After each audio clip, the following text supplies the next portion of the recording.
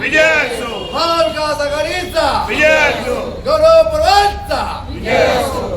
मैं आपको बताना चाहूँगा कि मैं शेतकारी कामगार पक्ष में करीब 17 साल से कार्यरत हूँ। हमारे साथ में हमारे शहर अध्यक्ष श्री भालचंद मात्रे साहब, ज्ञानेश्वर मात्रे साहब, हमारे साथ में गौतम कांबले जी, पलांडे साहब, ऐसे करके हमारी टीम है जो कंटिन्यूसली कमोटे शहर के विकास में हमेशा कार्यरत रहती है। शेतकारी कामगार पक्ष का एक इतिहास रहा है कि वो चाहे सत्ता में हो या नहीं हो, लेकिन जो पब्लिक की तकलीफ है उनके लिए हमेशा शेतकारी कामगार पक्ष खड़ा रहता है 24/7।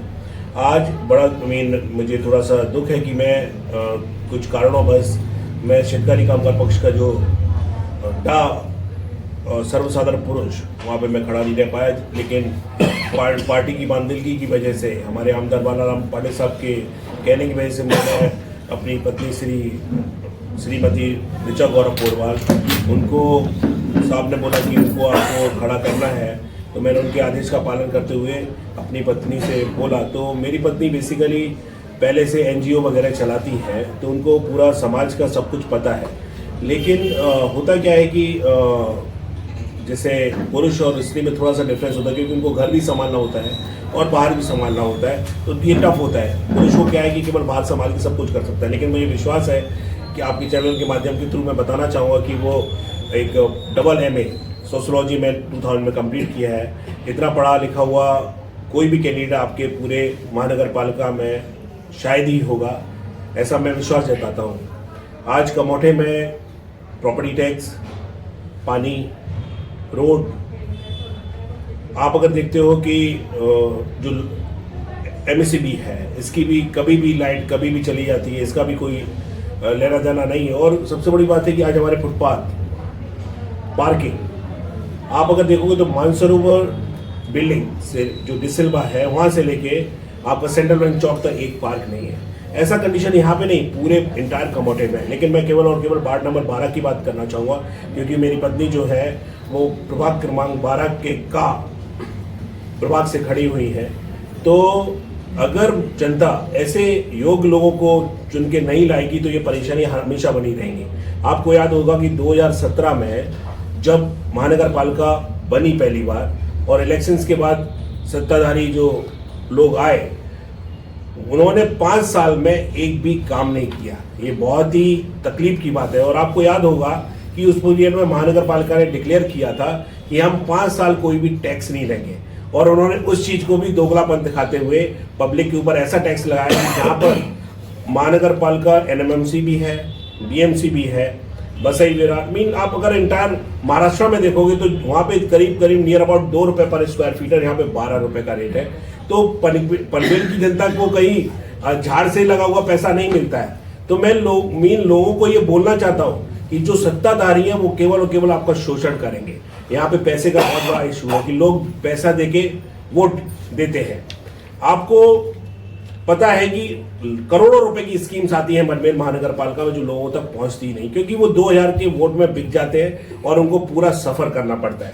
मैं लोगों से रिक्वेस्ट करना चाहूंगा, हो सकता है कि मैं आज मुझे लोग परप्रांतीय और ये सब कुछ चीजें बुलाएं, लेकिन मैं एक भारतीय हूँ, और एक भारतीय होने के नाते मेरा एक सभी लोगों से यही निवेदन रहेगा कि मैं मराठी भाषा की भी उतनी इज्जत करता हूँ जितनी मैं हिंदी भाषा की करता हूँ। मेरे यहाँ पर आज यहाँ पर बैठने वाले 90% लोग महाराष्ट्रियंस हैं, तो मैं उनका ख्याल इसलिए रखना है क्योंकि मैं यहाँ पे रहता हूँ, तो उनका ख्याल रखना हमारे लिए ज़रूरी है।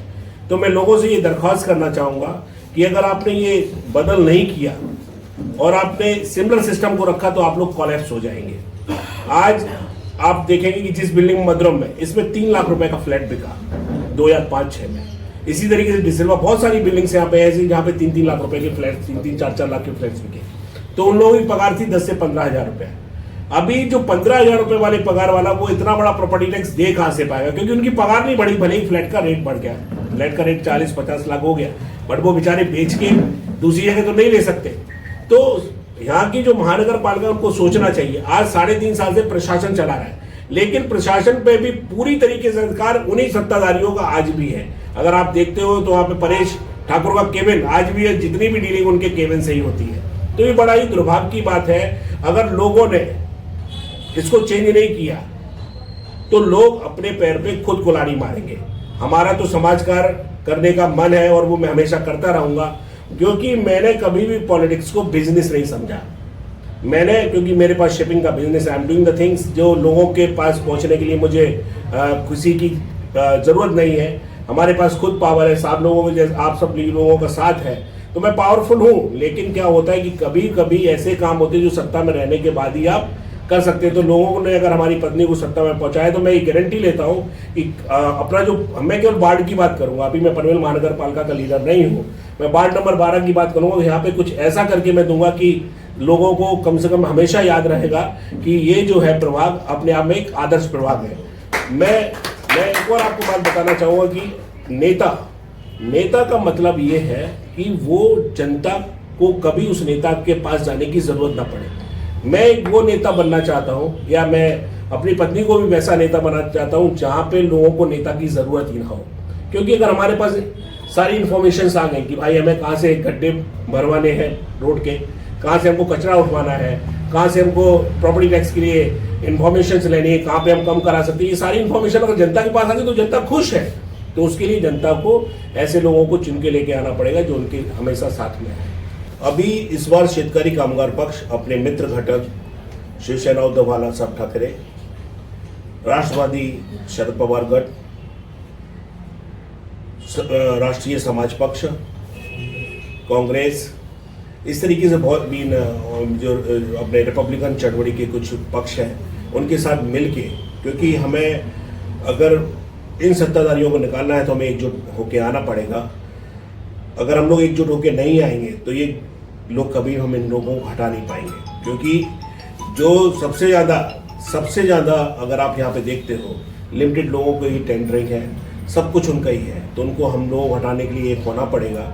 और मैं जानता हूँ अगर महाविकास आघाड़ी के जितने भी लीडर्स अगर अपनी जगह पे प्रॉपर तरीके से काम किया तो सत्ता इस बार महाविकास आघाड़ी की आएगी, यह हमें पूर्ण विश्वास है। और उसके बाद अभी आपको मैं बताना चाहूँगा कि दिवा पाटिल साहब के लिए आपने देखा होगा कि एयरपोर्ट के लिए काफ़ी दिनों से आंदोलन था। मैं ये देख रहा हूँ कि यहाँ के जो सत्ताधारी हैं जनता को मूर्ख बना रहे, यहाँ के गाँव वालों को मूर्ख बना रहे, उनके मूर्ख बनाने के बावजूद भी वो जीत के आ रहे, इसमें कहीं ना कहीं कुछ ना कुछ प्रॉब्लम है। तो मैं यहाँ की जनता को ये जरूर बताना चाहूँगा कि अगर महाविकास आघाड़ी सत्ता में आती है तो दिवा पाटिल साहब का जो आंदोलन है वो और तेज करेंगे और वो नाम हम यहाँ के एयरपोर्ट को दिलवा के रहेंगे। उसमें केवल गाँव वालों का ही नहीं, उसमें कॉलोनी का भी हमारा पूरा साथ रहेगा। मैं 12 से हैं, महिलाओं के लिए क्या ये जो प्रॉब्लम, पानी का प्रॉब्लम है, रोड का प्रॉब्लम है, या उनका पर्सनल जो भी कुछ और प्रॉब्लम है वो सब सॉल्व करेंगे। मैं महिलाओं के लिए बजट कर वगैरह ये सब करेंगे लोगों के लिए। और मैं पहले से NGO चलाती हूँ, सिलाई वगैरह है, पेंटिंग, ये हमारे यहाँ हम लोग शुरू से ही करते हैं। तो उसके माध्यम से महिलाओं को कुछ बताएंगे कि इससे ये होता है, कुछ काम उनको दिलाएंगे उससे आगे बढ़ाने के लिए।